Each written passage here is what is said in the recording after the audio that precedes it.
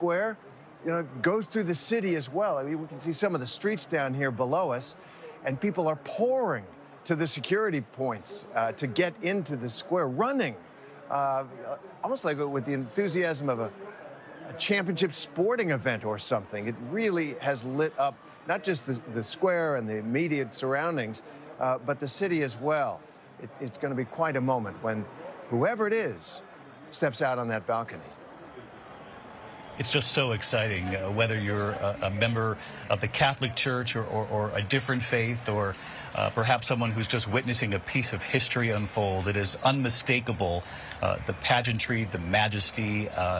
The Catholic Church does this very well. They build the anticipation, the excitement, and certainly those who have gathered here in the square know the weight of this moment, that the Cardinals were in that room. Not only had to take a measure of their peers and decide who was best fit to become Pope, but also try to decide who could best meet the moment globally, looking around the world and seeing the conflict, the wars that are unfolding, to see the challenges when it comes to the global economy, climate change, the questions that the church will face going forward. So many of those questions Pope Francis did address. People have strong opinions either way about whether or not he addressed them fully enough and in the right direction. We'll find out shortly which direction the Cardinals in that room hope the church will take. I want to show everyone at home, just over my shoulder here. This is obviously St. Peter's Basilica, and it is just extraordinary. I hope you feel that you're right here with us. And the balcony is just over my shoulder here. The red velvet drapes hanging over that balcony have been in place now for quite a few days, as we now await for the new Pope to be presented to the world. They'll say, Habemus Papam, we have a Pope.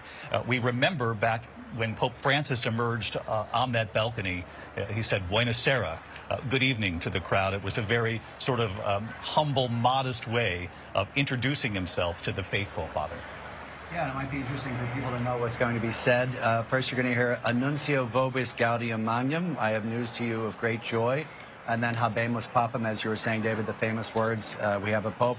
And then you're going to hear Eminentissimum ac Reverendissimum Dominum, the most eminent, the most reverend Lord. And then the person's first name, it's a little bit of a tip-off. And then Sancte Romani Ecclesiae Cardinalum. And then you hear the second name, his last name. And then Qui Sibi Nomen Imposuit, which means who has chosen the name. And then you'll hear his name as Pope. So a little bit of a preview of this formula that will be pronounced on the balcony soon. And they're singing Te Deum if they're sticking to tradition within the Sistine Chapel, which essentially thanks God for helping them in making this decision. Yeah, it's an ancient chant thanking God. And then also, as I think you said, they will be professing their obedience to him one by one.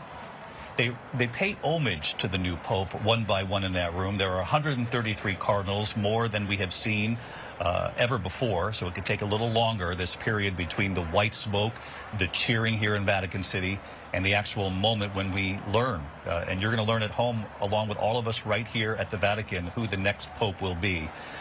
It's interesting, each of the popes have sort of received that moment of respect in different ways. Pope Francis was famously a little uncomfortable with fellow cardinals bowing to him in that moment, said it was unnecessary. Yeah, he didn't like that, and a very famous story about when he went into a convent of nuns and they all went to their knees and he said, get up, I'm not Jesus, I'm just Pope Francis. So, and I think, from what I hear, a lot of them will say, I forgive you for what you've done to me, kind of good-naturedly, because they know it is a very awesome and solemn task that's being imposed on them.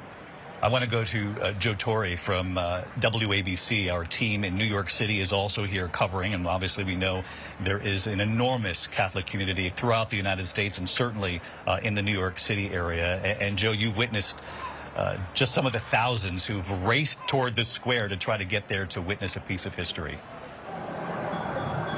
David, the vacant seat of the Holy See is no longer vacant. The church and its 1.4 billion followers have a new leader. And as you look over my shoulder, we are about a quarter mile away from, I believe, where Maggie Rulli is located. She's closer to the square. And what you'll see is the crowd will start to fill up in our direction. Starts closer to St. Peter's Basilica and then starts to filter this way. And as I watch over to the sides, it certainly appears that all of Rome is dumping out and heading in this direction to see, David, what you've been talking about. The first level of anticipation is over, white smoke. Now we move on to the second level of anticipation. Who is it that the Cardinals chose to lead the church? One final point before we send it back to you, David.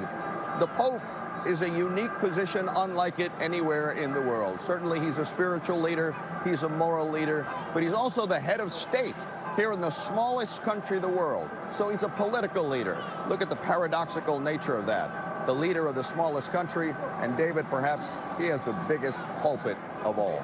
David. No question about that. Joe Torres, veteran reporter from WABC in New York, has covered the Catholic Church for so many years, and it's great to have you here on the ground with us, Joe. I want to take this back to Terry Moran, who's also watching this unfold with me here at the Vatican, because, Terry, we know after they pay homage to the new Pope, pay their respects, if you will, inside the Sistine Chapel, there comes another powerful and quiet moment, if you will, when they're taken, the new Pope is taken into the so-called Room of Tears. And we have seen the images in years past, and certainly the images leading up to this conclave, of the cassocks hanging there in the Room of Tears. They have 3 different sizes prepared, sort of a small, medium, and large. They have shoes gathered there as well. Again, in addition to choosing their name, they choose how they're going to present themselves to the faithful just moments from now. That's right, and it's changed over the years. Popes, up until when I was a young person, a child and a young person, they did dress more regally.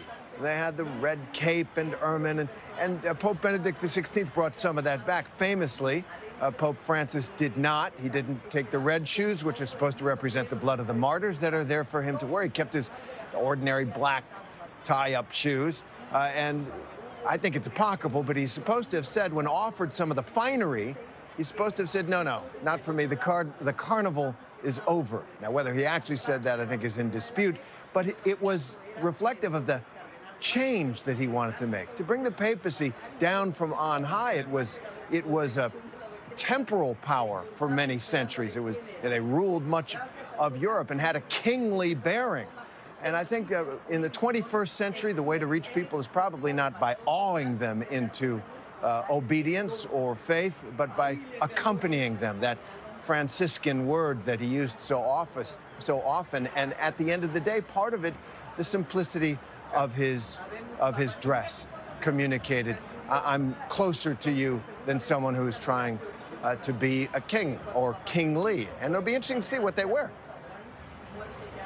It'll be very interesting, and it might sound small to some people, the choice of shoes or the simplicity beyond that cassock, but it speaks volumes, especially in those first moments when the new Pope is introduced to the world. And Lindsay, there was a story that Pope Francis had shared along the way that after being named Pope, the words of one of his peers in those quiet moments rang loudly in his own mind about don't forget the poor, which is, he said, when that moment appeared to him, that I'll go by Francis, St. Francis of Assisi, who was so focused on the poor and the people at the margins. Certainly a champion of the poor, as we saw the same with St. Francis himself.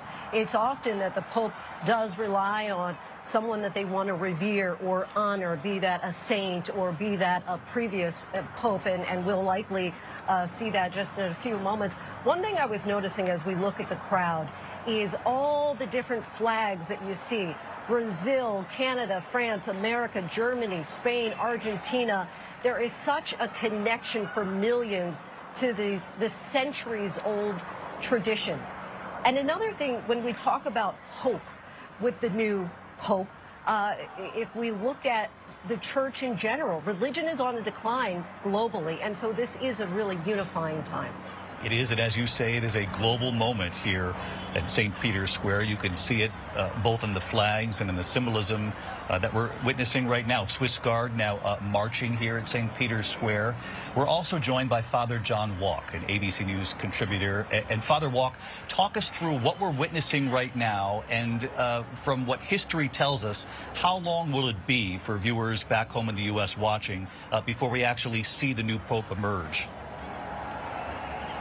It shouldn't be much more than, say, 40 minutes from now. I think when the Pope will appear on what's called the loggia of St. Peter's, which is right on top of a relief that shows Jesus Christ giving the keys that he promised to Peter, and we're witnessing that transfer, not from Christ to Peter, but from one pope to the next. That's the transfer that's been going on for 2,000 years. The keys of the kingdom are being passed on to the next successor of Peter. And in the square, what we're seeing is, I think, a very graphic example of how all roads lead to Rome. You mentioned all the flags that you see, the internationality of the crowd, but also the streets of Rome are filling with people pouring out of their homes and their offices and the hotels to make their way to St. Peter's Square. It's becoming a river of humanity towards St. Peter's Square. A river of humanity, well put, Father. And I want to ask you about that moment inside the Sistine Chapel when a cardinal is asked, do you accept your election as Supreme Pontiff? You know, obviously the answer is yes. And then the question is what name you wish to be called. Pope John Paul II accepted his election, saying, with obedience and faith to Christ my Lord and with trust in the Mother of Christ and the Church, in spite of great difficulties, I accept. In that moment, signaling that he recognized the weight of the role he was about to take on. All right. It's obviously an enormous weight on the shoulders of the future Pope. And I think it's also important as we see the crowd and the cheerfulness of the crowd to think of the church as a family. It's a family of 1.4 billion people, and they've elected a father, and yet they don't know who the father is. I think we're accustomed to families awaiting the arrival of a child, but in this case we have a gigantic family awaiting, you could say, the arrival of a dad, who they will be called to love and honor and respect and to treat as a father. And that's part of the weight that the new Pope has to bear. He has to be a father for these people from all over the world, from different cultures and languages and experiences. He's going to be a paternal figure for, you know, a 1.4 billion people. Father Walk, I wanted to ask you as well about the importance of the name and what that will signal very early on about the next Pope. You know, Francis had been sitting next to, you can hear the swell of the crowd. Let's just listen to the cheers of the crowd for a moment. I'll come back to this.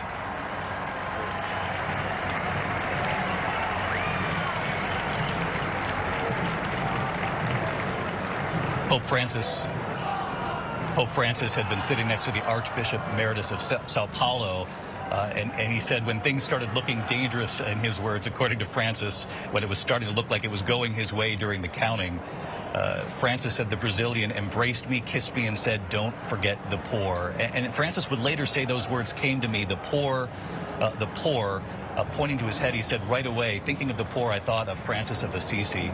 Then I thought of all of the wars as the votes were being counted.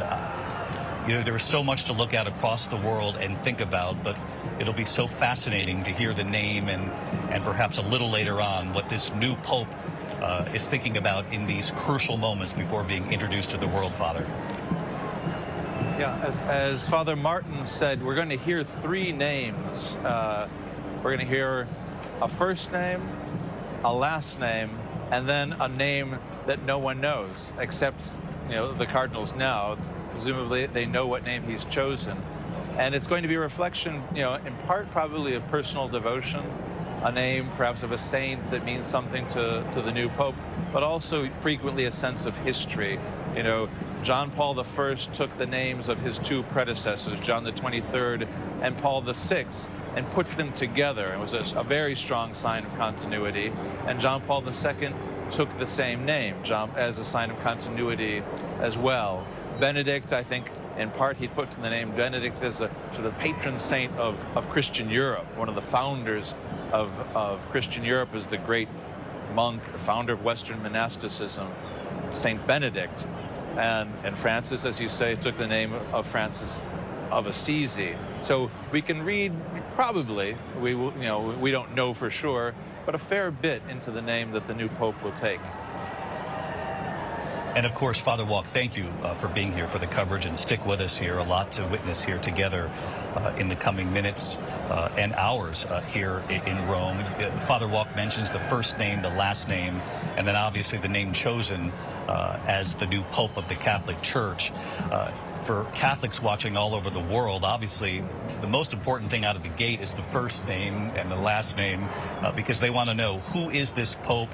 Is it the one that perhaps a particular community or corner of the world has been rooting for? You know, whether or not this would be history made here today, or have they chosen an Italian Pope? Are they going to return to some of their historical roots? These are questions we simply do not have answered at this point. As Father Walk said, about 40 minutes or so from now, we should have the new Pope standing there at the balcony. We know back in 2013, the white smoke appeared at about 7:06 in the evening. The bells began ringing about a minute later. Habemus Papam came at about 8:12, so it was an hour and 6 minutes or so after the smoke and the bells that we actually saw the new Pope. So we will keep our cameras trained right there. You're not going to miss a moment of this. Liz Nagy of WLS in Chicago, also part of our team of ABC stations covering this as well. And Liz, I know you've had a chance to talk with many people, Americans and others, who have gathered here at the Vatican to witness history. What are they telling you?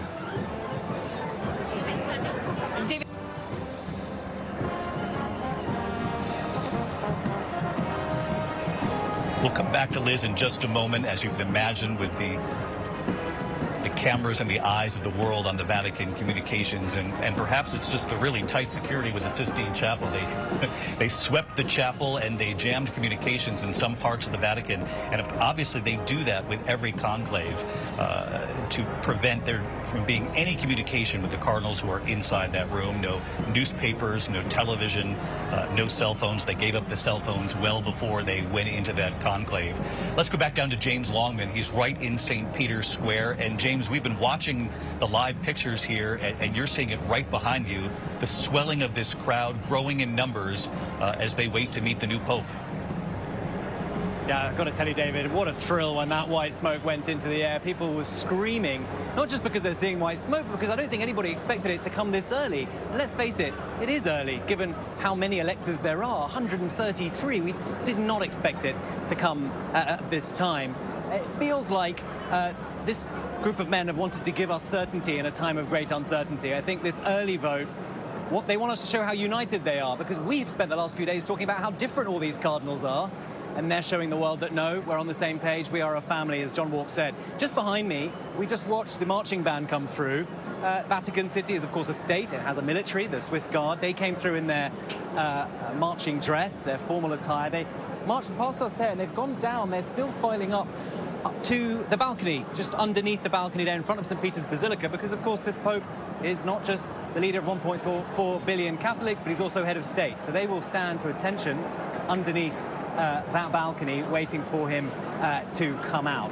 But what an extraordinary moment for all these people who are flooding down. More and more and more of them. But the area behind me, they kept pretty thin for the last few days because they wanted to avoid a crush. Feels like they were saving the space, honestly.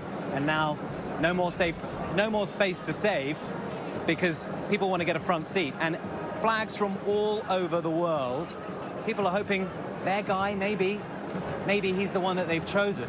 And we had all kinds of different ideas of these different groups, right? Was it going to be a missionary pope? Was it going to be an administrator? Was it going to be a diplomat? Was it going to be one of the more kind of personable candidates? We simply did not know. An early decision like this, or let's say early, possibly this means Parolin. That's what a lot of people were saying, speculating certainly before conclave, that this many people, this many men, these many cardinals, if they were going to make a decision at this point, it might have meant that someone they knew, like Parolin, was going to be there. But of course, we have no idea. Yeah, we certainly do not know. James brings up Parolin. For those of you at home watching in the States, that's Pietro Parolin, the Secretary of State chosen by Pope Francis to be the chief diplomat, if you will, and really to be at Pope Francis's side during his tenure as Pope. He is from Italy. He's 70, but of course he was just one of many contenders. There were several others from Italy. It wasn't believed that the Pope would be from the United States, given the fact that the U.S. Is a superpower in the world, already has significant influence. The church has shied away from that in the past, but who knows? There could be a surprise awaiting the world here today. The surprise could come in the form of a pope that comes from elsewhere in the world, one of the corners of the world that Pope Francis was so determined, Lindsay, to bring into the church. And what will be so fascinating, because as you talk about, he had appointed more cardinals to the College of Cardinals outside of Europe than any of his predecessors. But what will be interesting to see, as we've been banding about, really, the name that they will choose. And just a little tidbit for the cocktail party. The first pope to change his name was John II back in 533, and that was because his birth name was Mercury. That was considered to be inappropriate for him to be named Mercury as pope because it's the name of a pagan god. And just some fun facts there. John has been the most popular name, chosen 23 times, Gregory 16 times, Benedict 16 times. The only name that we will not hear called today is Peter, because that is basically an unwritten rule that the one pope that Jesus chose himself will not actually be carried on in a subsequent pope. So no Peter, but perhaps one of the other names that you mentioned perhaps will surprise us and go their own way like Pope Francis did.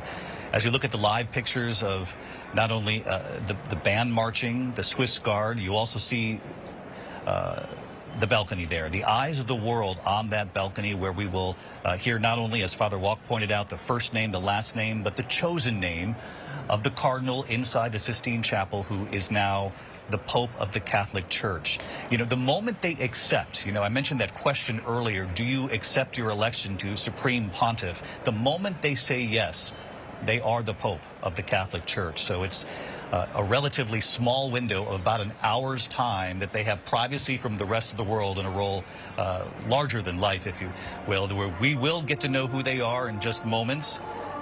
You can hear the band performing. The new Pope, as I mentioned before in this interim, goes to the room of tears where the white papal vestments await, multiple sizes at the ready, the shoes. And again, we mentioned Pope Francis, Pope John Paul II didn't go with some of the shoes that had been presented, chose simple black leather shoes that they wore throughout their papacy.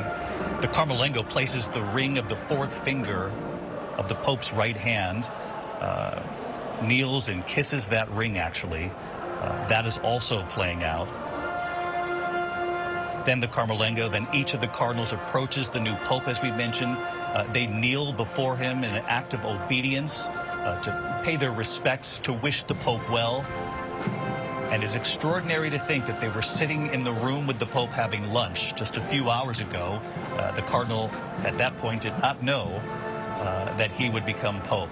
When you think about it in those terms, Father Martin, it's quite extraordinary, right? I mean, they don't get to talk during the election itself when they're in the Sistine Chapel, but during the lunches and during dinners, they can lean on one another. They can ask questions. Well, what do you think about the cardinal at the top of the list getting the most votes so far?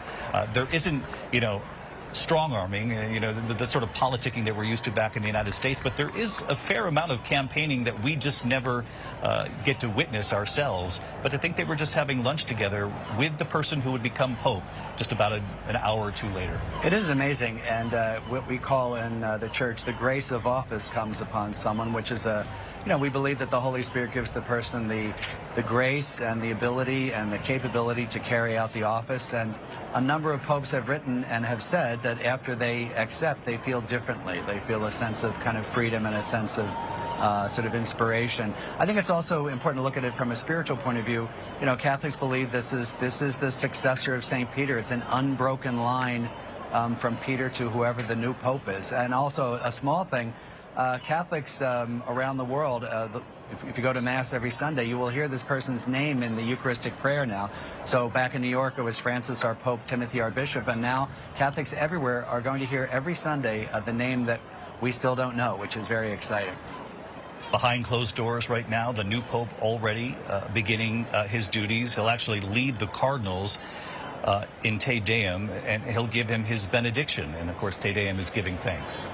Yeah, it's a traditional and ancient prayer of giving thanks to God. Certainly they have been asking for the help of the Holy Spirit. They've received the Holy Spirit now, and very quickly. And so it's appropriate that they will give thanks to God. And I think they are probably just as excited as we are, to give their obedience to their new spiritual leader. The new Pope, after giving his benediction, is then led down the Hall of Blessings to that central window. You can see the cameras, and it's not just ours, the cameras of the world are trained on this balcony. The Pope is led down the Hall of Blessings to that central window of St. Peter's Basilica, where tens of thousands have gathered in the square. I can't wait for you to hear this swell of applause when they see the Pope emerge on that balcony. We believe that it'll be Cardinal Protodeacon Dominique Momberti of France who will announce to the world the name of the new Pope.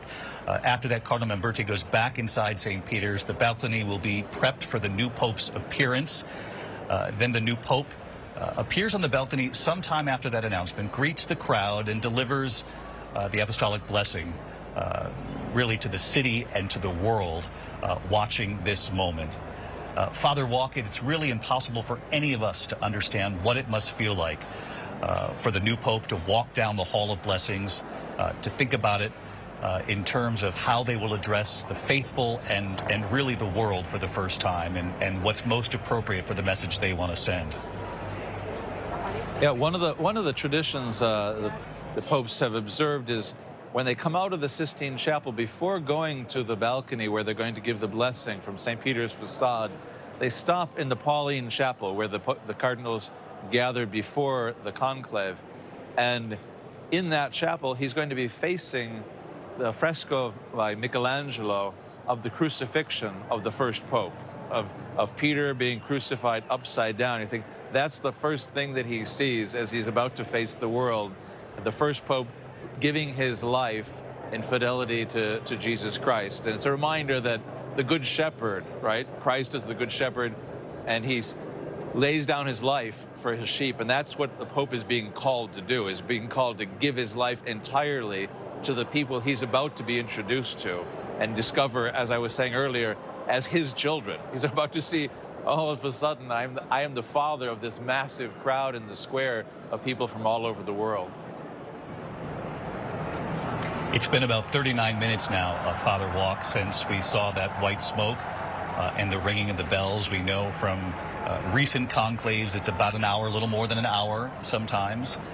They could surprise us by coming to us a little earlier with the new Pope. But Father Walk, I'm curious what you think, and I know it's very hard to speculate, but what you think about this coming after the fourth ballot. You know, there was so much talk about 133 cardinals, more than we have seen in modern times, that they come from all over the world, that many had not met each other, didn't know each other very well. There was some who believed that meant we could be here for a little while longer, but instead what we've witnessed here is quite similar to what we saw with Pope Benedict and then with Pope Francis on the fourth and fifth ballots, having a decision so soon. Yeah, it's a little bit surprising, but I think we're gonna hear different hypotheses about how it turned out this way. But it may, in fact, be that the very fact that there were people who from so many different places, 133 cardinals who didn't necessarily know each other, actually ended up limiting the choices, right? And so that they were actually had to focus on a fairly small number of possible candidates, and that may have made it, in a way, easier, because by limiting the possibilities to a select few that were better known, it made it easier for them to choose a pope in a relatively short period of time. I know there were a lot of people trying to figure out what the timing means, Father Walk.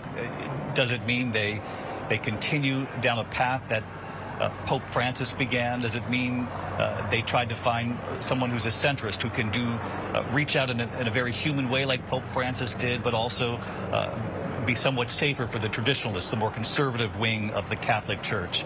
You want to weigh in on what the timing of this might signal? I don't think that the timing is going to tell us the answer to those questions. And I think in terms of the route that the Pope will take, it's going to be hard to know immediately, because the different areas of the church, I mean, the different parts of geographically, parts of the church, see those questions in different ways. What it means in Africa, what it means in Asia, what it means in Latin America and Europe and North America is not necessarily the same. And so to see it in terms of sort of right or left or progressive or conservative, it's going to be a little more complicated, I think. We have our sort of American or Western European ways of reading that, but the cardinals who elected the Pope may not see things quite in those terms. I think you're absolutely right. It's far more nuanced than conservative or more progressive. And you talk about the geography involved, the new cardinals who were brought into the church by Pope Francis. We know that about 80% of the cardinals who were voting in the Sistine Chapel were actually chosen by Pope Francis. And of course, for those of you following our reporting the last few days, you heard us say this a number of times.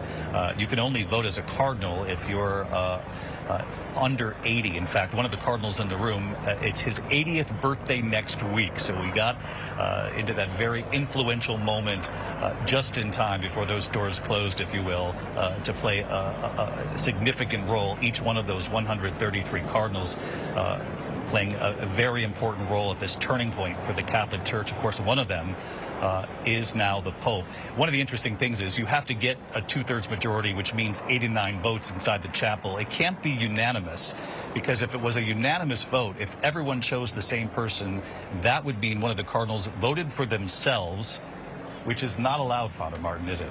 Not allowed, and also bad form, and also against humility. I think that they're very aware of the need for secrecy, following rules. This is an ancient tradition that has been laid down for generations, sort of revised a little bit by John Paul and by Benedict and Francis, but these cardinals are deeply aware of the solemnity and the gravity of this decision. Now, as I understand it, Father Martin, the tallies of each one of these votes, and again, this could have been the 4th vote or the 5th vote. We believe it was the 4th, just giving the timing. We know there were 2 votes planned for this afternoon. Whether or not they needed both of them or not, we're going to find out here in the ensuing hours. It's our belief that it was just the 4th vote. But obviously, you had 3 cardinals in the front of that room who were chosen with each vote, and it's their job to read the ballots. They pass the ballot to the cardinal next to them, who then confirms the name, and then passes the cardinal next to them, who then reads the name aloud to the Sistine Chapel. The fellow cardinals then hear who has received a vote. It's then attached to a thread. All of the paper ballots are put on a single thread, and at the end of these voting sessions, they're then burned in the stove in the Sistine Chapel. So there's no actual record. The ballots aren't saved. The only record is the tally that they keep track of. In the separate stove is where they use the chemicals now, just to make sure that that smoke is clearly white or clearly black. And I have to say, we appreciate them for doing that today, because it can be nerve-wracking when you come on the air. In the beginning of the black smoke, it looks a little gray and you're just a little uncertain, but there was really no uncertainty with the white smoke that emerged just about 40 minutes or so now ago here at Vatican. Martin, it's my understanding that with each one of these votes, the numeric tally, which they keep a record of, is then sealed and handed to the new Pope, and it's up to the new Pope whether or not we learn what the numbers were in the coming months or years. That's right. Sometimes the numbers have come out. Cardinals, or some people find out about it. But in the oath that they took just recently that we heard, they promised to keep it safe and keep it secure, as you said, David, unless the new Pope allows them to reveal it. St. Peter holding the key there to the papacy, obviously extraordinarily symbolic in this moment. We'll have to wait and see how secretive these cardinals are. Just to get back to your point, Father Martin, because we did learn over time, and in fact, Pope Francis described the moment as he said things were starting to go a dangerous way, meaning his way. We do know that in 2013, when Pope Francis was elected, He had done well in the previous conclave with Pope Benedict, who was eventually named, but Pope Francis did very well in that conclave as far as the number of votes. But when he returned all those years later, he was older. He didn't think that, he thought his opportunity, his time, his moment had passed. He brought his suitcase and he had in his bag his return ticket, did he not? That's right. And in 2005, earlier, the conclave that elected Pope Benedict, Pope Francis, or Jorge Mario Bergoglio, came in second, and he felt that he was being used by people to block Cardinal Ratzinger's move to becoming Pope, and so he asked his people, the people who were supporting him, to not support him any longer. But you're right, David, in 2013 he was seen, I think, widely as just too old.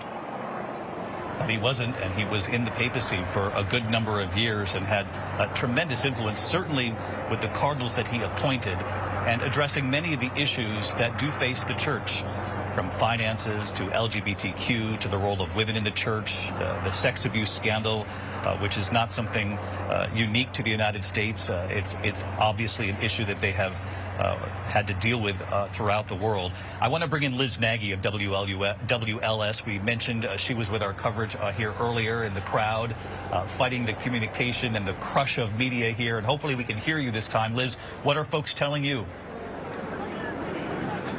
David, people are just absolutely thrilled to be here. There's frankly very little room left to move around in St. Peter's Square because there are tens of thousands of people who have rushed in over the last 45 minutes or so to see that Pope emerge on the balcony. And I'm struck that the diversity in this crowd out here really reflects the diversity of the College of Cardinals that was sitting in the Sistine Chapel.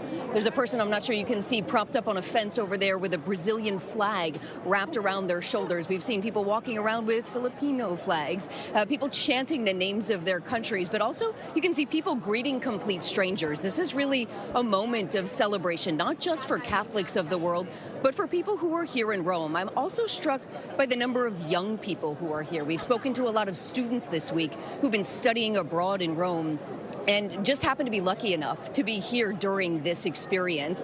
Some who say they've been moved to get more in touch with their spirituality because of all of this. There are children propped on the shoulders of their parents, and everybody's doing sort of exactly what we're doing right now, staring into the sun, trying to crane their neck and see who is going to emerge on the balcony. And because of the time of day and the westward-facing direction of St. Peter's Square, it's a little difficult, but nevertheless, people are thrilled to see who will come out there. There was one priest who just walked by a few minutes ago. I said, do you know who is going to step out on that balcony? And he said, of course, the Pope. So for Catholics who we've spoken to this week, they say it really doesn't matter who that person is. The Catholic Church is universal, and this will be their leader. David? I love the answer to that question from you. Of course, the Pope, Liz Nagy of WLS in Chicago, also joining our team here on the ground. Our thanks to you, Liz. Again, you see the cameras trained on that balcony. The Hall of Blessings, the Pope will be led down that hall. He will be introduced, first name, last name, and then his chosen name as the Pope, as the leader of the Catholic Church. He'll then emerge. He'll greet the crowd, and much will be made of how he chooses to greet the crowd, the words he chooses, and then, of course, his message to the crowd thereafter. James Longman is right down in St. Peter's Square. And James, you heard Terry and me. We were talking about the Room of Tears where the cassocks are hanging. I would gather, given the amount of time that has gone by, the cassock has now been chosen and the Pope has begun his duties. But you actually talked with the family, the long-standing family, a rich tradition of preparing for that moment. Yeah, Ranieri Mancinelli was a charming man, a tailor who actually, both Terry and I met him, but I had the fortune of going to his tailor to see the 3 actual cassocks that were going to get delivered to the Vatican the very next day. The white cassock, the traditional vestments of the Pope. They have the 33 buttons down the front to signal every year that Christ lived.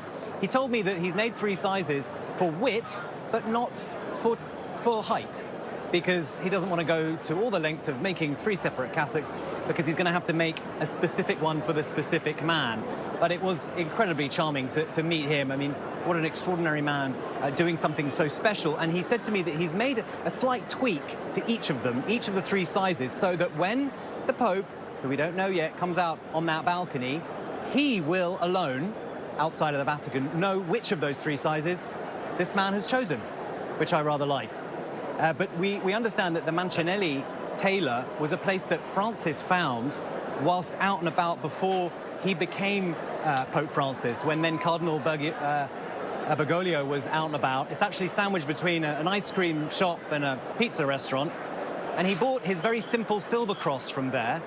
And so when he became Pope, he decided, well, I might as well have my vestments made from there too. So the Mancinellis have now taken on this extraordinary duty of dressing the Pope. But yes, this as yet unknown man is now dressing into one of these three cassocks to take on one of the most important offices in the world. The Mancinellis, the most famous and important fashion house in Italy at this moment. You don't say that very often, right, given all the other names out there in the commercial world. But, James, that's extraordinary in detail. So there is something about each of the cassocks that's actually different that only the tailor will know? Or did you ask what we should be looking for to know the difference here? He wouldn't tell us. I mean, presumably it's not going to be very, very obvious, because that would be sacrilege, I assume. But yes, some tweak, perhaps to the fold on the shoulder, perhaps somewhere on the neckline, something a tailor may only know. Those of us lay people might not actually realize what it actually is. But he wouldn't give us this little secret. He was very proud of it, though, of course. Yeah, he should be proud of it, and he's certainly deserving to have his own connection to this moment in history. You know, Lindsay, we were down in the square, and I was talking with a group of sisters from the United States, really from Ohio to Texas, New York to Michigan. They lead their congregations, and they had this trip planned long before the conclave, and they told me that they're hoping that no matter what the decision is, and again, as Father Walk so aptly put earlier, there are a number of different issues and many different ways to tackle them. It can't be just one category or the other. But they did say to me, they said, we hope the cardinals in the Sistine Chapel recognize the human touch of Pope Francis, the way he was able to connect even beyond the Catholic Church. He was so beloved. Of course, people called him the people's Pope. But the saying, David, goes, a fat Pope follows a thin one. And the idea here is that often, whenever there's a new opportunity to elect a new pope, that it's a referendum basically on the previous papacy. And I think that that's what many people are so curious, if not anxious, to determine today. Are these cardinals going to select continuity or change? Really, and I mentioned earlier how globally religion is declining, but in particular in the Catholic Church, if you look at Europe, they lost about 1.5 million Catholics just between 2013 and 2022. Africa, on the other hand, it's the fastest growing region for Catholics. At least 20% of Catholics reside on that continent. And this is an opportunity really to change the face, a very unique opportunity that only comes along every 12 or so years. And in addition, Lindsay, to trying to grow the church, Father Martin, we find ourselves in an historical moment when you look around the world, when you see in terms of global conflict, in terms of the deep political polarization, not just back in the United States where there's a deep political divide, but in so many countries across the world and parts of Europe that we're witnessing right now as well.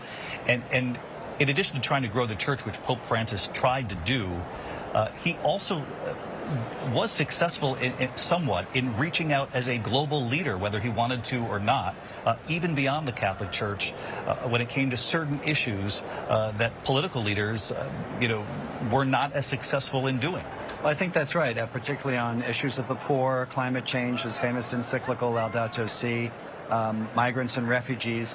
I think one of the things to keep in mind, though, as we're talking about the new Pope, is he may be a very different kind of Pope than he was as a cardinal, right? I was just speaking to a church historian who said John the 23rd was seen as a transitional Pope. He called the Second Vatican Council. By some, John Paul II was supposed to be a certain kind of Pope and was a different kind of Pope than people expected. There really is a sense that the man who was a cardinal now has a different role, and he has to, as you say, sort of be an actor on the world stage and really be the father that John Walk was talking about. So I think if the man comes out and people think, oh, he's not my candidate, I would say we need to see what kind of Pope he is, not simply what kind of cardinal he was. And not to look at it in political terms or in categorical terms, because, as you say, the moment they become Pope, you would think that each one of these cardinals recognizes that the role is much larger and that the faithful around the world are counting on them to be heard. Oh, sure. And, for example, if he's from a particular archdiocese or diocese, he's focused on that archdiocese or diocese. Now he's focused on the whole world. And he knows that he has to be a father to everyone. And I think this, once again, we say the grace of office is something that they trust. So we also need to give the man at least a couple of months to see what kind of pope he wants to be. Father John Walk, for our viewers back in the United States watching, we're now more than 50 minutes past the white smoke, the ringing of the bells, where our cameras are trained on that balcony. What do you suppose is playing out inside St. Peter's right now? I imagine that the cardinals are gathering together and making their way towards the facade. And in the past, what has happened, as I recall, has been the windows that are to the side of the loggia where the Pope will appear. Sometimes those windows open first, and cardinals come out also on those balconies before. So you have a sense of sort of growing anticipation, even before the Habemus Papa moment, where we hear the names, as we were saying earlier. There's a sense of activity going on on that floor of the basilica, which is actually parallel. I mean, it's at the same level as the Sistine Chapel. They're making their way over from the Sistine Chapel into the upper level of St. Peter's Basilica, and they start filling out on the windows. There are so many of these crucial moments along the way with this conclave that is now wrapped up. You know, you have extra omnes, which is the final order inside the Sistine Chapel, that everyone who is not an elector, a cardinal who would be voting, that they would leave. We watched those images play out 24 hours ago, people leaving the Sistine Chapel, the doors then closing, echoing across the Vatican, if you will, when those doors close, Swiss guards standing outside. And Father Walk, you bring up Habemus Papam, which the whole world knows means we have a pope. Exactly. And of course, for him, as I said earlier, he has children, and it's got to be an enormous shock for whoever is the new pope to walk out onto that balcony and look at the crowd and have that feeling they're here for me. People that perhaps didn't know who he was this morning. And all of a sudden he's in this completely new and transformative relationship with so many people, and not just in the square, but all over the world. Father Walk with us here today, Father John Walk, an ABC News contributor. And Father Walk, we appreciate your insight, helping to guide us through what's playing out. Father Martin, you know the cardinals, many of them who were in that room voting. I just have to get inside your mind if I can. Are you wondering if it's going to be someone you know well who is now the new pope? Oh, sure I am. I think it would be interesting. It's not about me, of course, but I do know a lot of the cardinals. And I think one of the things that I really respect about them is that all of them will tell you this is the most important thing that they do. Right? So some of them are bishops, and some of them are archbishops of big archdioceses. That's certainly important. But this is kind of an awesome responsibility. And I asked one the other day, I said, well, how do you feel? Are you nervous? Are you excited? Are you worried? And he just was kind of speechless. And he said it's very hard to describe. So this is something they take very seriously. In a sense, once they're made cardinals, they start thinking about it. You know, who will I elect? And I also think there's a sense of gratitude and relief. And also, David, you know, this is their boss now. And so they're sort of reconfiguring their relationship to this person who was a peer just a few hours ago.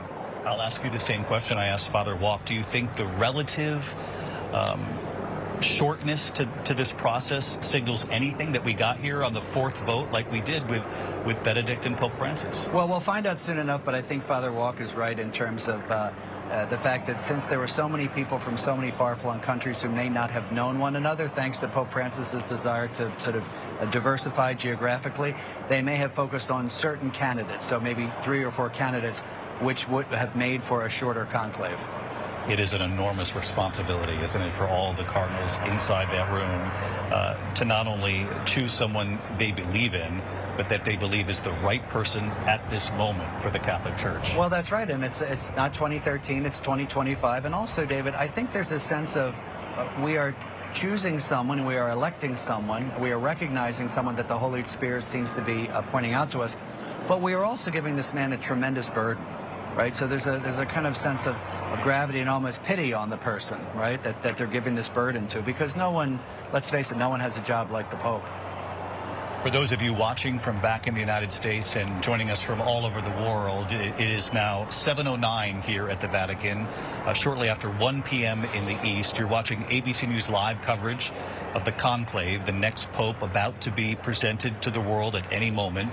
Of course, that's the famous balcony here at St. Peter's Basilica. The new pope will be brought down the Hall of Blessings there behind that window you're looking at, that doorway. He will be announced first with his first name, his last name, and then his chosen name as Pope. We know that shortly after they reached that 2/3 majority inside the Sistine Chapel, which in this case meant 89 votes, and certainly this Pope likely got even more than that, that they are then asked, do you accept the results of this election to be the supreme pontiff? When they say yes, the second question, equally as important, is how do you want to be called? What is your chosen name as Pope? We do know about an hour has gone by. We are expecting to meet the Pope for the first time at any moment. That's why our camera is staying right there. You will not miss it. We know the Pope has already been brought into the Room of Tears, as it's called, and it's called that because it allows the Pope, the new Pope, to have a moment of reflection, to perhaps sort of be quiet in a moment of prayer about the new role they will take on, and perhaps shed a tear, understanding the weight of this moment.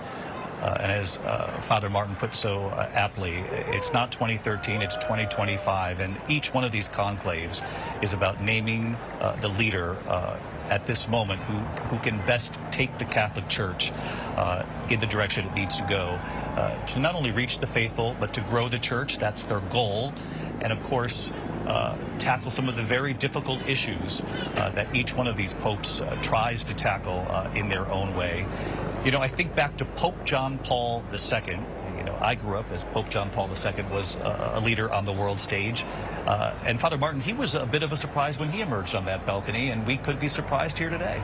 He was, and in fact, when he was announced, many people didn't know how to pronounce his name. They didn't know where he was from. But amazingly, this Pope that was such a surprise was on the world stage for so long and changed the Church in so many different ways. We could be totally surprised. My sense is that it is probably one of the top 10 or 12 candidates that we have been talking about, that everyone's been talking about. But again, who knows who the Holy Spirit has sort of directed these men to vote for.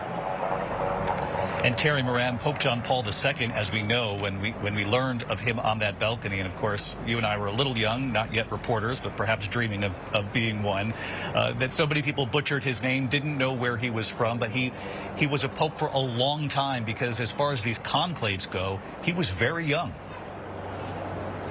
He was very young. He was 58 when he was elected pope, and he was there for decades, and a global figure. A figure of historic proportions. He grasped this office, this ancient office, with such power, so much of it, however, almost in the spirit rather than in actual temporal power, and he used it. Terry, let's take a pause and watch the balcony.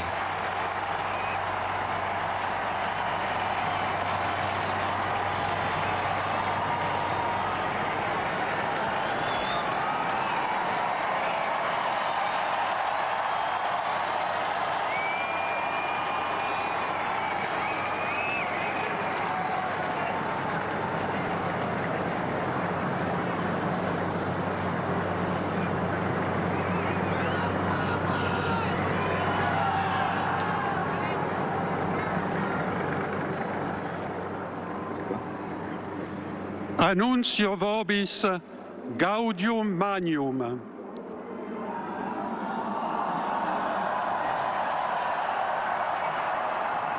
Habemus papam.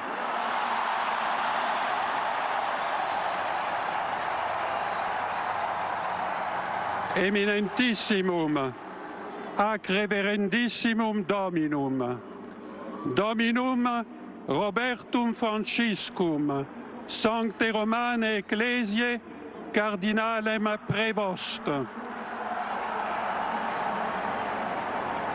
qui sibi nomen imposuit Leonem decimum quartum.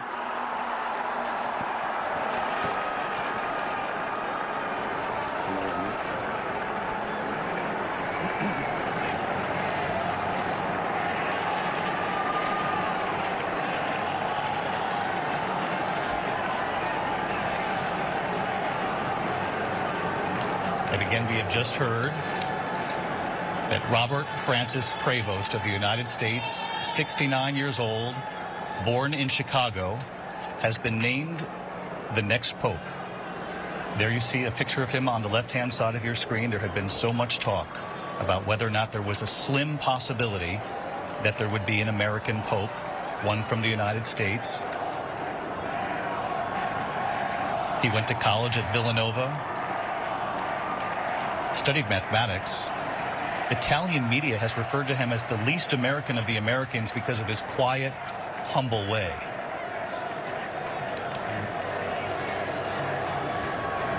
He had years of missionary experience in Peru, strong connections in Latin America and with bishops. And through the years, he said very little about the church's divisive subjects, same-sex blessings, female ordination, helping him to maintain a broad appeal before we hear from him. And the name he has chosen is Leo XIV.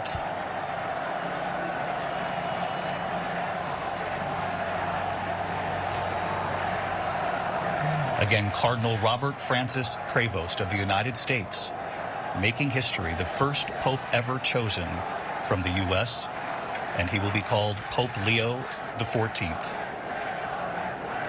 Let's listen.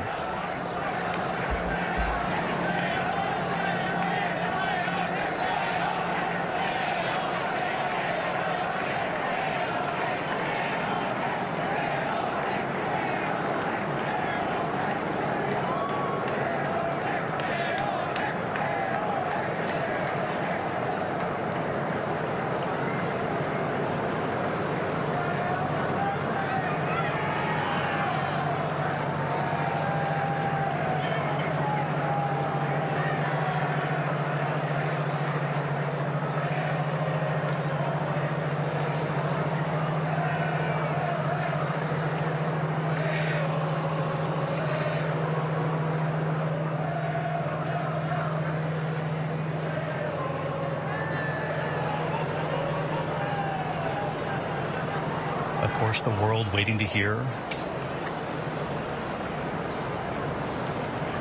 from the next pope, Robert Francis Prevost, of course, the cardinal from Chicago, originally born there, 69 years old. For the past 2 years, he served as the head of the Vatican's powerful group of bishops. He was, in fact, responsible for advising Pope Francis on picking the new bishops around the world.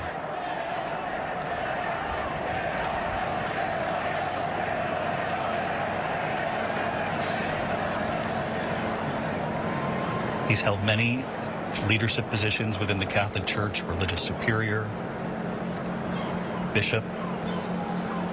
He has shown his capacity to govern, and he has certainly shown his ability to be a diplomat within the Church. Pope Francis relying on him heavily through the years. You can see the tens of thousands who've gathered here in St. Peter's Square. Obviously, we don't want to talk over the moment, but let's just watch the screen here. And Father Martin, what do you know about Cardinal Prevost? He's a wonderful person. I got to know him at the Synod. He's very down to earth. He's kind. He's very humble and very soft-spoken. One of the interesting things is that he was prior general of the Augustinian order. People would know that mainly in the United States from Villanova. Being prior general means that you are someone whom the entire order looks up to, and it's an awesome responsibility. He was interestingly seen as, in a sense, the least American of the Americans because of his time in the diocese in Peru. But I came to know him. He was at my table at the Synod for 2 weeks. He's very soft-spoken. That was last fall. That was last fall. He's a very soft-spoken, but I would say firm person. He was confident in his decisions and easy to talk to, and it's quite a surprise. We know that Leo had been chosen 13 times before, which is why he's Pope Leo XIV. And what can we read into the name, Father? Leo XIII was one of the founders of the Catholic social justice tradition. So Catholic social teaching really began with Leo XIII's encyclical Rerum Novarum, which was on many things, including the rights of workers. So it's a nod, I think, and we can hear it from the new Pope, to this tradition of Catholic social teaching. The rights of workers around the world. The eyes of the world now trained on the balcony here at St. Peter's Basilica. And we have watched an extraordinary piece of history unfold here today. The first Pope chosen from the United States, Robert Francis Prevost, Cardinal Prevost, originally from Chicago, born there in 1955. Relatively young for these conclaves, 69 years old, which means, Lindsay, he could have this role as leader of the entire Catholic Church, 1.4 billion Catholics for some time to come. Heavy is the head that wears the crown, David. But we've talked about how in thousands of years we've never had a pope from America. First time you're ever having a cardinal who is a Cubs fan. Leo is actually the 5th most popular name chosen by popes. But certainly he is considered similar to Pope Francis on church issues. He's known to have kept his cards very close to the vest, described as being more pragmatic, cautious, and discreet than Pope Francis. But it makes sense because he has been the point person with so many of these bishops worldwide that he already had a number of touch points then going into this conclave.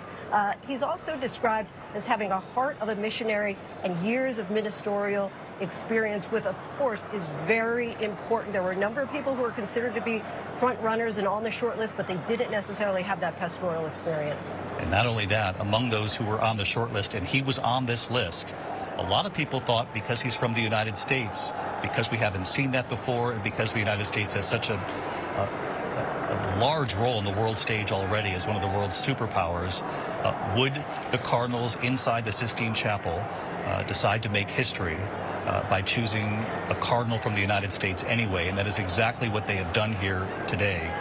Francis actually brought Cardinal Prevost to the Vatican in 2023 to serve as the powerful head of the office that actually vets the bishop nominations from around the world.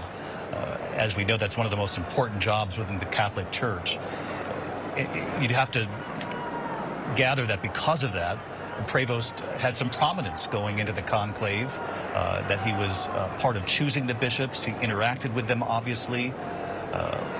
Father Martin, you said just this last fall you were with him as part of the major conference here.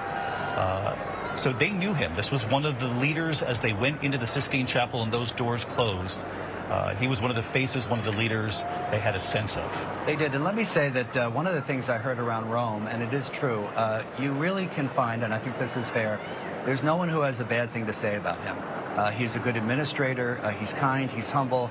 He's very pragmatic. And I also think that, you know, we were talking earlier, Father Walk was talking about how these bishops from far-flung places would need to know this person. And the head of the dicastery for bishops, as you said, is responsible for basically advising Pope Francis who should be the next bishop in a particular diocese. That's a hugely important job, right? It's hugely influential. He would know the new bishops, and people would know him as well. We're seeing a little bit of movement on the balcony.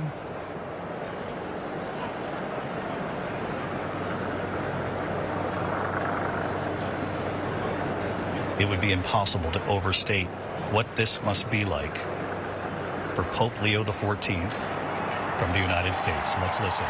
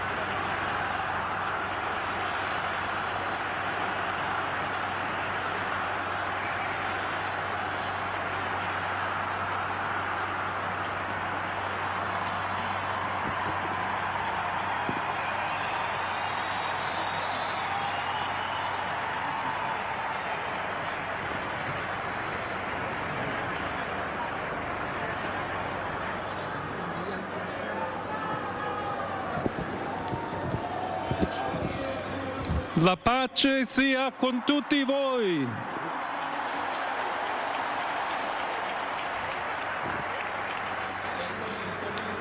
Fratelli, sorelle carissimi, questo è il primo saluto del Cristo risorto, il buon pastore che ha dato la vita per il gregge di Dio.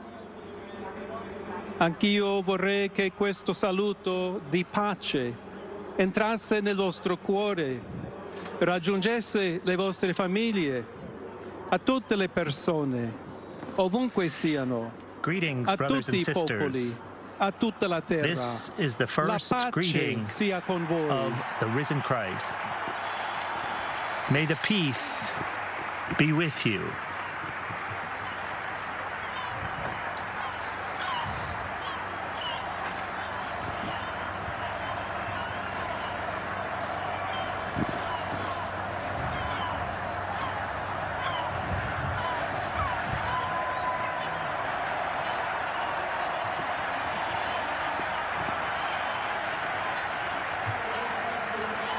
Questa è la pace di Cristo risorto, una pace disarmata, una pace disarmante, umile e perseverante.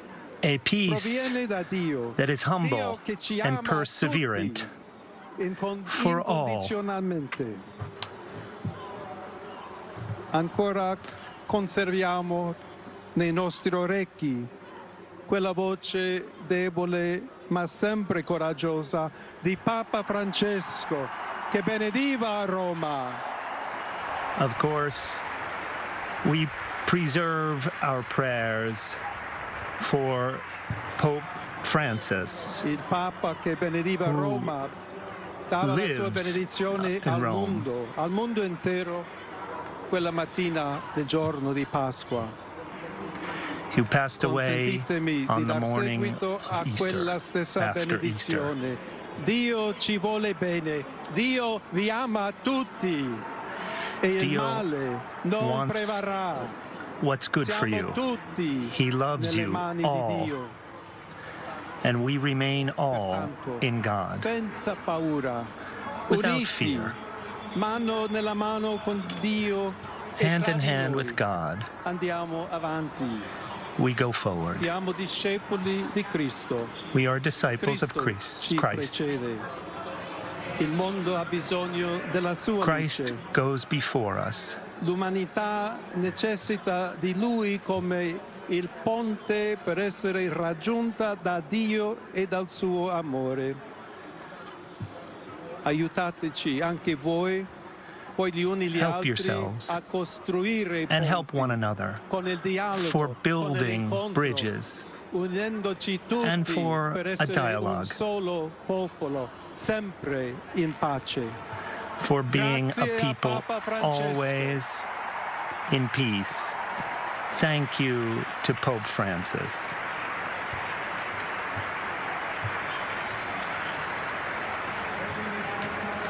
Voglio ringraziare anche tutti i confratelli cardinali che hanno scelto me per essere successore di Pietro e camminare insieme a voi come Chiesa unita, cercando sempre la pace, la giustizia.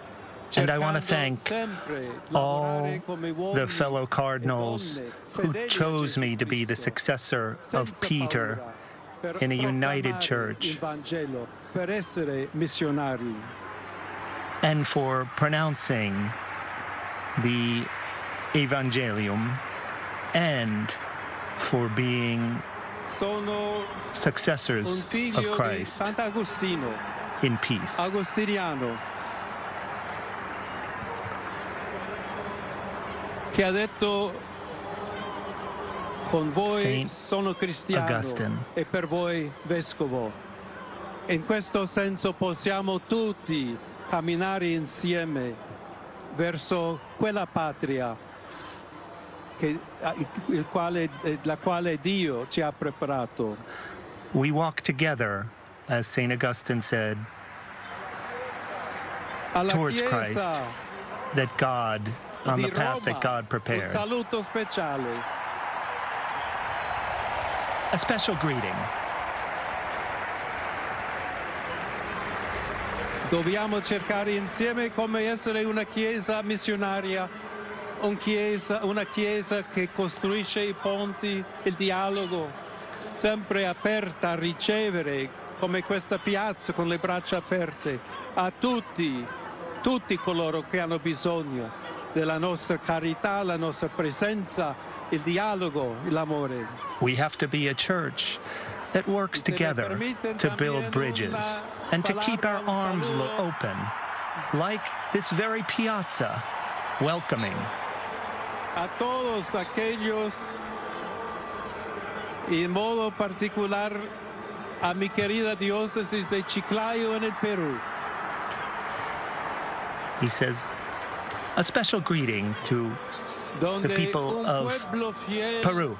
Ha acompañado a su obispo, ha compartido su fe y ha dado tanto para seguir siendo iglesia fiel de Jesucristo. Who have been so faithful in their following of the Church of Christ. D'Italia, di tutto il mondo. Vogliamo essere una chiesa sinodale, una chiesa che cammina, una chiesa che cerca sempre la pace, cerca sempre la carità, cerca sempre di essere vicino searches for a coloro peace che soffrono. And to help those who are in need. Oggi, today, il giorno della supplica alla Madonna di Pompei.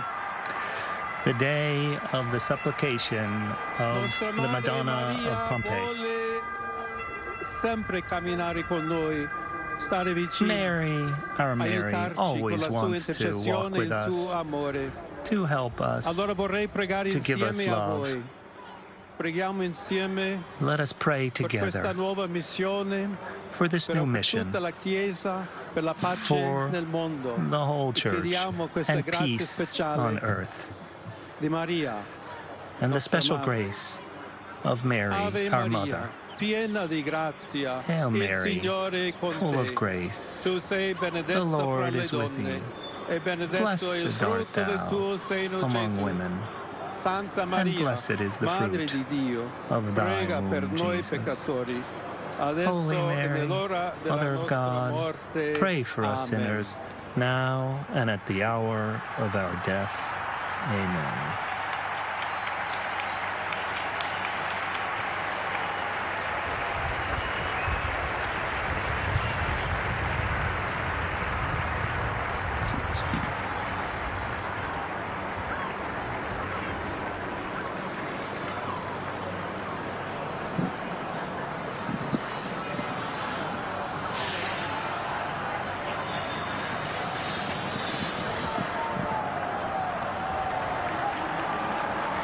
Il Santo Padre Leone, a tutti i fedeli presenti e a quelli che ricevono la sua benedizione a mezzo della radio, della televisione e delle altre tecnologie di comunicazione, concede l'indulgenza plenaria nella forma stabilita dalla Chiesa. Preghiamo Dio Onnipotente perché conservi a lungo il Papa a guida della Chiesa e conceda pace e unità alla Chiesa in tutto il mondo. For all those, both here and listening throughout the world, and receiving this blessing from the Pope, Leo XIV, let us hear Sancti his Apostoli prayer. Petrus et Paulus, de quorum potestate et auctoritate confidimus, ipsi intercedant pro nobis ad Dominum. Amen. Precibus et meritis Beate Peter and Mariae Paul, semper Virginis, let them Beati intercede Michaelis on our Archangelis, behalf. Beate Ioannis We pray to them. Baptiste, et Sanctorum Apostolorum Petri et Pauli et omnium Sanctorum, misereatur vestri omnipotens Deus, et dimissis omnibus peccatis vestris, perducat vos Iesus Christus ad vitam aeternam. For St. Peter and Paul, who have mercy on us, and all the other saints as well on us. And Jesus Christ, may he lead us in peace. Gratiam et consolationem Sancti Spiritus, et finalem perseverantiam in bonis operibus tribuat vobis omnipotens et misericors Dominus. Amen. Et benedictio Dei omnipotentis, Patris et Filii et Spiritus Sancti descendat super vos et maniat semper. Of the all-powerful Lord, bless you and be with you always.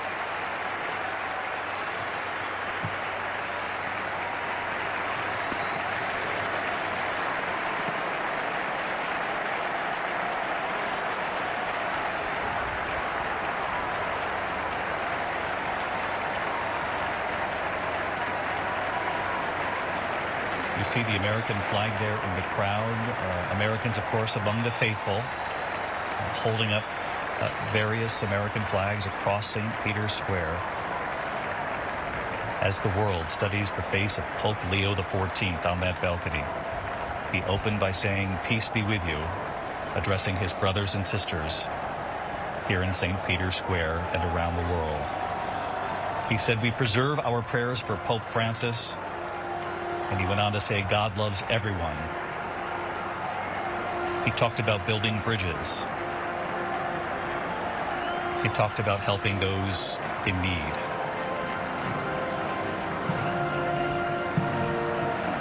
The choice of the name Leo, obviously, extremely significant. We knew that going in, that however the new pope presented themselves to the world, in particular the name they would choose would be the first signal here. Leo is the name of one of the consensus best popes in church history. Leo, better known as Leo the Great.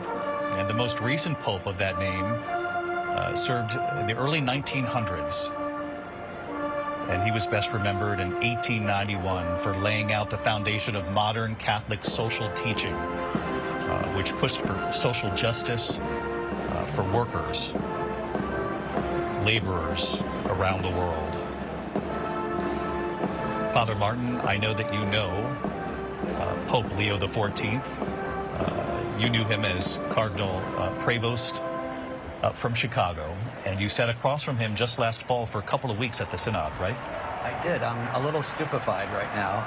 I met him first in the company of another Jesuit. We were walking right around Vatican City, and my friend said, "Oh, look, there's Cardinal Prevost," and walked up to him and had a little conversation, very down to earth, very forthright. And then I sat next to him across the table from him for 2 weeks at the Synod. Just a very kind person, very straightforward, very modest, very reserved. And I have to say, I was emailing him just a few weeks ago about something. And, you know, I said, "Would you like my opinion on something?" And he wrote back and said, "Sure, I'll take your 2 cents on something." So it's just, I'm sort of speechless. And I really love the name of Leo. As you were saying, David, calling us back to the tradition of Catholic social teaching. Every Catholic scholar and student of Catholic history will know who Leo XIII is. And so he's, in a sense, I would think, he's aligning himself with that great tradition of Catholic social teaching. And for our viewers around the world, and in particular watching us back home in the United States, what would you want them to know about Pope Leo XIV? What struck you as far as his temperament and his ability to lead the Catholic Church going forward? Very down to earth, very plain spoken, very straightforward, very kind, very, very, very approachable. I never felt like I was in the presence of some prince of the church. He's a very modest man. And, you know, I have to say once again, we are, as you know, we are sitting on the rooftop of the Augustinian order that he was prior general of, which is quite something. When you are chosen as the prior general or the master general or the superior general of a whole religious order, that means that everyone in the religious order values you. And it's not only a position of administrative need, but also great spiritual depth. So this is a really qualified person. And I think all Catholics who are listening should feel happy and comfortable and grateful for this tremendous choice. And how big of a moment is this for the United States, for Catholics back home in the U.S. who thought, historically speaking, that this was not going to happen? I didn't think this was going to happen. As we were saying earlier, people around the world feel that America is a superpower and they don't need to give the papacy to the United States. But again, he has been described as the least American of the Americans. This combination of a great experience in Peru, and by the way, as an aside, if you heard him speak Italian, his Spanish is even better after all those years in Peru, combined with his real respect in the Curia, in the Vatican Curia, and his contact with so many bishops, made him a terrific choice. You know, I have to say, his temperament is just perfect for this job. Let's just take a moment and listen to the bells ringing here in St. Peter's Square. Let's just listen.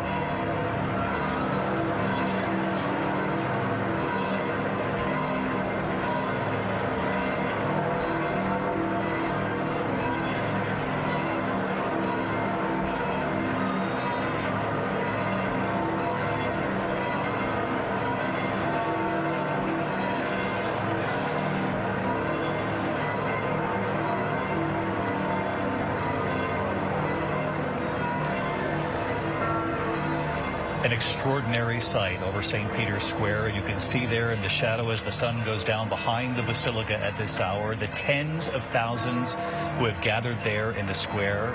We took note last night, 45,000 people were here, even though they knew they would most likely see black smoke, which is what they saw. 24 hours later, even more have gathered here. The faithful members of the Catholic Church and beyond the church. I spoke with a woman originally from New York City. One of the first things she told me was that I'm not Catholic, but I felt a need to be here. That she was hoping that the ability of Pope Francis to reach out and touch people would continue with whoever they would choose next. And we have witnessed history made here today by the Roman Catholic Church in selecting the first Pope from the United States. He will go by Pope Leo XIV. Obviously a long line of Leos who served as Pope. But the name itself signifies, in many ways, the efforts by the Church to stand up for social justice, to stand up for workers, for laborers all over the world. And Lindsay, when you talk about global reach that many had hoped would continue after Francis, I was struck that you heard Pope Leo XIV talk about Peru and his time in Peru during his blessing there in the square. And as you mentioned, he talked about building bridges, and as we've discussed before, pontiff in Latin actually means bridge. It was less than 3 weeks ago on Easter Sunday when we had another huge crowd in this square, the final time that we saw Pope Francis. And one thing that we've been banding about and trying to figure out, read tea leaves all along, is this going to be a candidate of change? I was talking with a Vatican insider over a text just now, and she said of his speech, this sounds very much like Francis. So while he is said to be more middle of the road, more reserved, a little more discreet, it seems that by and large, this is a bit of a continuation, not the about face, not the referendum that many perhaps hoped for or expected. Lindsay Davis here with us, witnessing history at the Vatican as well. Again, the first Pope named from the United States. Terry Moran, I know you're from Chicago. This has to be an extraordinary moment for the Windy City, and in learning that the man who was born in Chicago back in 1955, now 69 years old, which, Terry, you and I were talking, is very young for a newly elected Pope, certainly in these times, and what a day for the city of Chicago. What a great day for the city of Chicago. Yeah, I was born in Chicago. It is thrilling. And a couple of things. Pope Leo XIV was born on the south side of Chicago. If Lindsay's reporting is true, and I trust it is, he is a Cubs fan on the south side. That tells you one thing, he's tough, because it is not easy to be a Cubs fan on the south side of Chicago. But seriously, he brings, you know, that very Chicago openness to labor. I think that the fact that he chose the name Leo after that Leo XIII and that ringing declaration in his encyclical of the essential dignity of work and of every worker, their right to form unions, the responsibilities of management, that indicates an attitude very common in Chicago, which is a big union city, and an attitude towards workers around the world who have, over the past several decades, really been shortchanged as the globalization of the economies of the world has taken place, and the financialization of the world has essentially concentrated so much wealth. That may be part of his agenda. We may be seeing something there. But there's one other issue from Chicago that I'm curious about to hear from our new Pope, which is, does he prefer deep dish pizza or Roman pizza, which is very, very different? I would say he might have to say he prefers the pizza right here in Rome, Terry, depending on who's within earshot of him. That's a dangerous question. I'll let you ask that of the new Pope if you get the chance. But Terry, something you said struck me, that he was a Cubs fan from the south side of Chicago, and yet you hear him at the Vatican described for his quiet, humble way. That's perhaps how he survived being a Cubs fan from the south side. That's a great point, David. And another thing that you know, because he's a Cubs fan, is he is well acquainted with suffering in the sporting world. The Cubs didn't win a World Series for 108 years. Any team can have a bad century, and he knows that, and hope springs eternal. They're a contender this year, it looks like, and so maybe this is an auspicious sign for his ball club and mine. Terry Moran, who has covered the Catholic Church for so long and is a native son from Chicago and knows what this moment is like for the Windy City. Terry, thank you. I want to go down to St. Peter's Square. Our chief foreign correspondent, James Longman, who has been with us on the square since the death of Pope Francis. He's been here ever since. And what an extraordinary piece of history we all witnessed unfold here on the balcony at St. Peter's. And James, what's the reaction been down there? Well, just shock, I think, David. I mean, it's absolutely extraordinary. I mean, just amazing. This 2,000-year-old institution can still surprise us, and boy did they surprise us. I mean, it's just, did you hear that? I mean, people are going absolutely wild here. People did not expect this, and it's a challenge. Maybe this is a challenge to the world to say, look, the United States, normally associated with secularism, with materialism, with consumerism. Maybe they feel, these cardinals, that the church in Africa, the church in Asia, maybe it's okay. Maybe the church is growing in those places. And maybe this is the challenge to the West to take up the faith. They need a communicator. They need someone to go out into the world. That was what we heard very strongly from the bulletin from the cardinals at that last congregation when they said they wanted a pontifex, a bridge builder. And we heard it in the words that he spoke on that balcony. And, maybe on some level, David, there's a feeling that the United States is retreating from the world, from leadership in the world.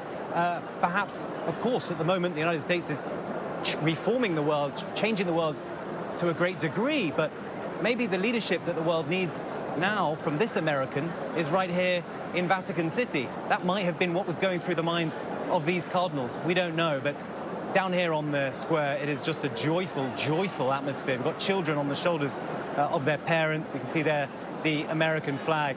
This is unbelievable. There were audible gasps when we heard that an American had been chosen to be Pope Leo XIV. David. James Longman down in St. Peter's Square, and James is right that Pope Leo XIV will have an amplified voice on the global stage, not only because he's the Pope, and certainly that is a powerful role in and of itself, one beyond comprehension in many ways when you think about the decision that these cardinals made here in the last 24 hours, but also because he does come from the United States and he makes history in doing so. The Catholic Church had long shied away from naming the Pope who was from the U.S. They have done that. As James said, they have surprised us along the way, and they have done so again today.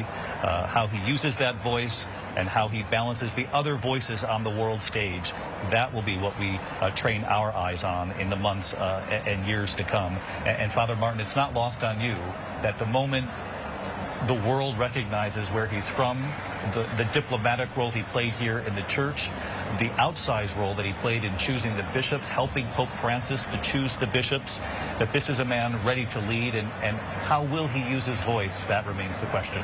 Well, I think that's a very good question. I see that a number of people have described him as reserved, which is true. He's a very modest, soft-spoken person, and I think, but with a great deal of authority. And you know how he uses his reserved voice on the world stage is important. One of the important things I think historically is that you're talking about the first American Pope. It's not just sort of a novelty for Americans, but it really marks the maturity of the U.S. Church. You know, there was a controversy called Americanism, which people who have read church history know about, where just the whole idea of America and democracy and those kinds of things were really suspect by the Vatican. And so this is a kind of a sort of maturing of the church and a recognition that the American church is now fully part of the Catholic Church. It's really quite stunning. And a test now of some of these competing values moving forward. It's going to be fascinating to watch unfold. I want to go down to the square. Maggie Rulli, also in St. Peter's Square. And Maggie, I know that you were reporting in that you witnessed so many people who were deeply moved and emotional as he emerged on that balcony.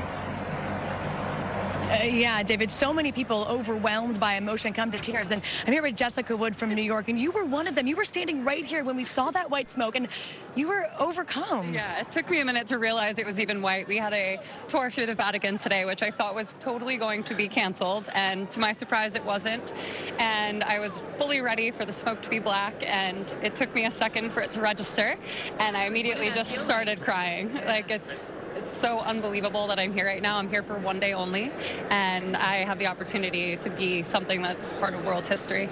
You're here for history, not just a new pope, but the first pope from America. What does that mean for you?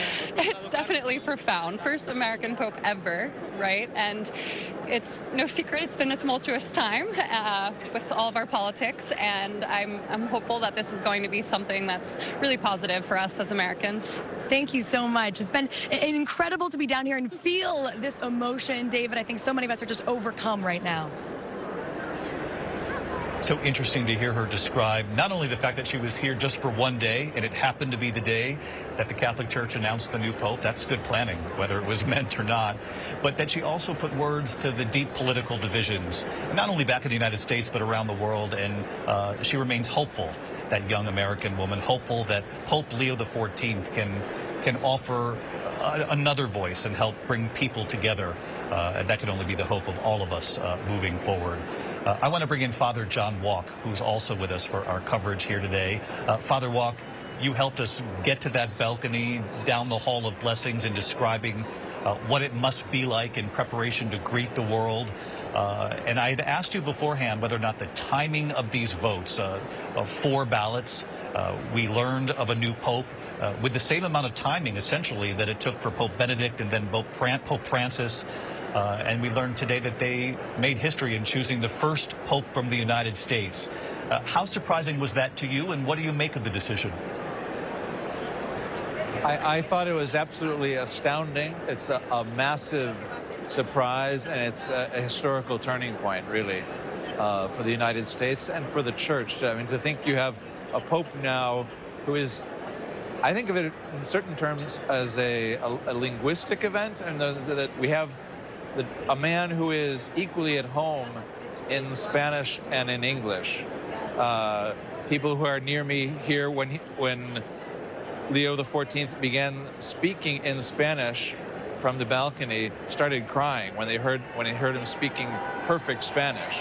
And what we're going to face now is something we've never faced before, which is Roman Catholicism, the papacy, speaking to us with an American accent. And that is a new phenomenon.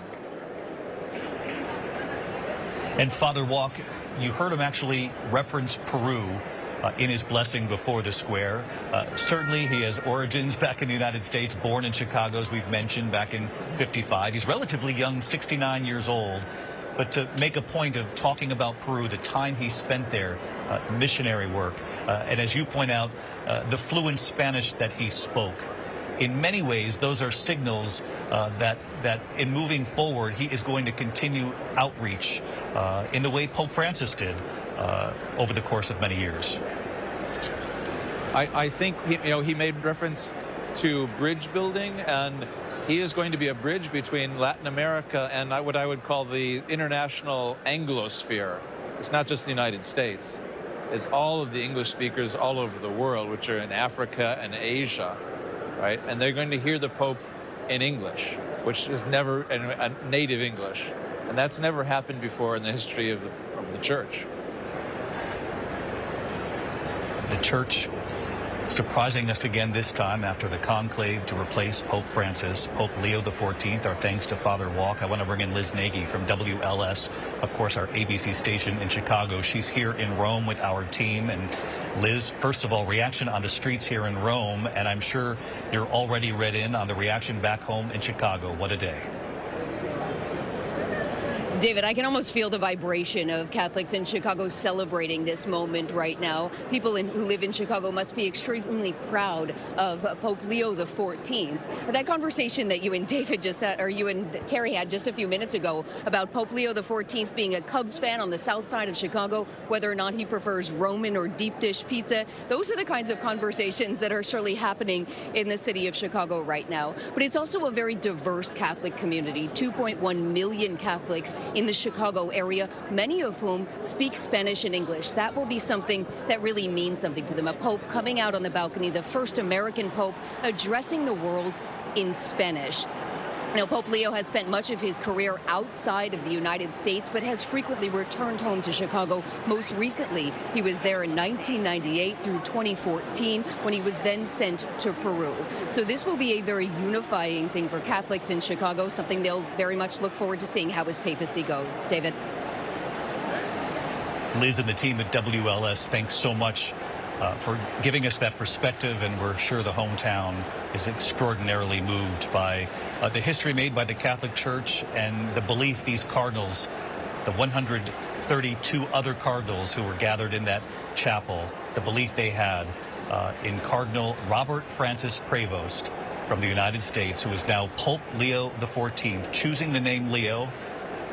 There have been several Pope Leos before, but Leo and the significance of that choice, standing up for social justice around the world, and to stand up for workers, laborers around the world. He said we must reach out to those in need. He said God loves everyone. A stunningly magnificent day here at St. Peter's Square. You can see the sun setting behind St. Peter's Basilica. The entire team will be here later today for a special edition of World News Tonight. Again, an historic choice by the Catholic Church, Pope Leo XIV. Born from Chicago and the United States, spending time all over the world, and here at the Catholic Church in Rome, he'll serve as the next Pope. I'm David Muir from all of us here at ABC News. Thank you for being with us.